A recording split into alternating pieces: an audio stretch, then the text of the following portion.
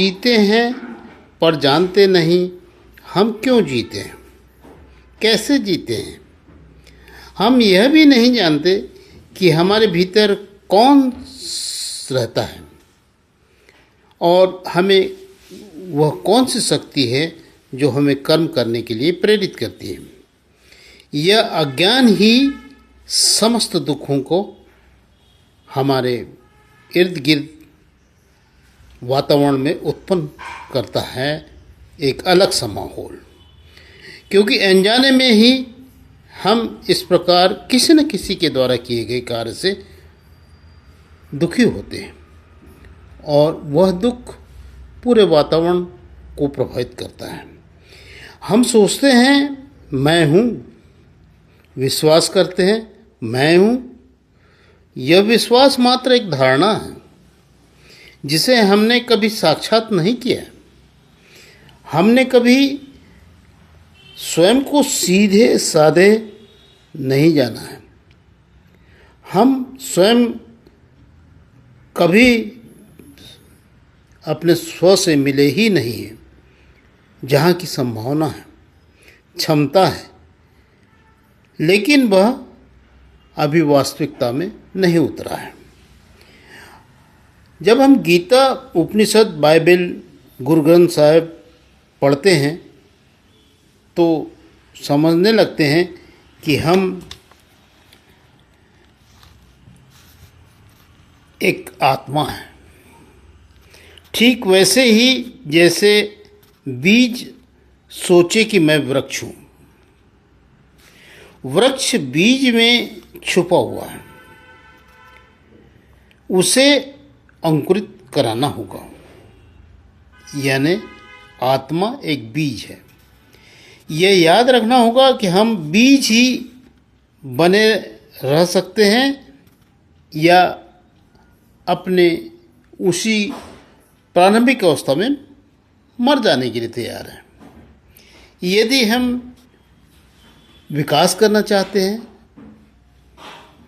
अपना, अपने परिवार का, अपने समाज का, तो हमें इस बीज को, इस आत्मा को वृक्ष का स्वरूप देना पड़ेगा। हम वृक्ष नहीं बन सकते। वृक्ष बनने के लिए हमें सचेतन रूप में कुछ करना होगा, क्योंकि बोध से ही वृक्ष बनता है। देख रहे हैं हाथी मरा पड़ा है, क्या इसे प्राकृतिक मौत है कहेंगे? विद्युत करंट बोलेंगे से मृत्यु हुई है, यह जहर से। यदि हम सब हाथ में हाथ डाल करके रहेंगे तो वह बीज जो आत्मा है हमारी उसी स्टेज पे मर जाएगी। हम हाथी जैसे प्रकृति पुत्रों को बचाने में विफल हो जाएंगे।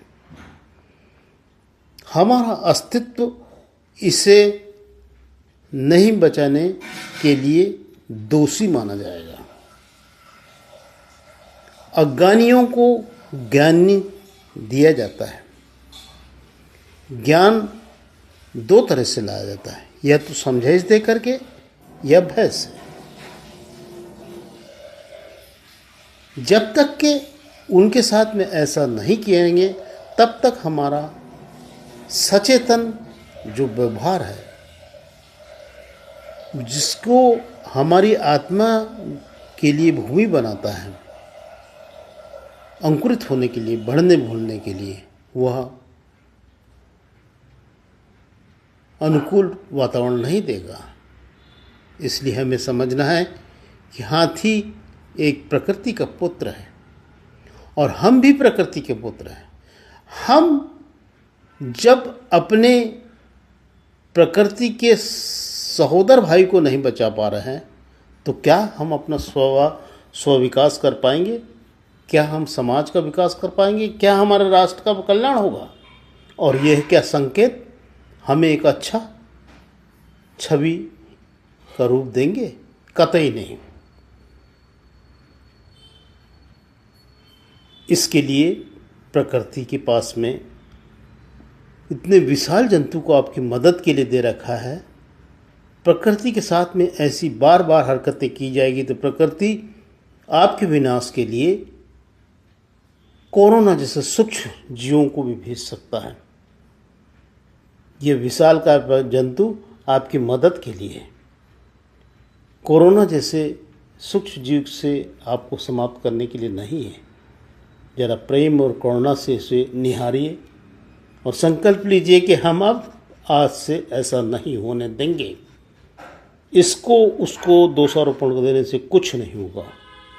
जो दोषारोपण देना है वह आपकी नज़रों में है, आपके ध्यान में है, वो कहीं नहीं है, वो आप ही के बीच में है।